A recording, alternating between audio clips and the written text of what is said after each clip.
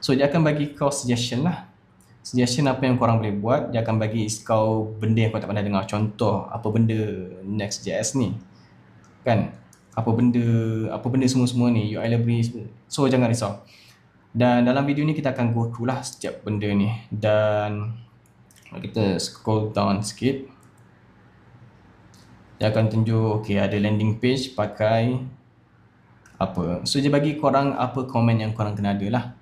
Contoh, kalau korang tak ada Node.js ni requirement, korang tanya AI ni, help me set up something ataupun help me install something. Korang kena bagi tahu korang pakai komputer apa. Korang pakai MacBook, cakap dengan dia pakai MacBook. Sebab lain sistem, lain cara nak install dia lah.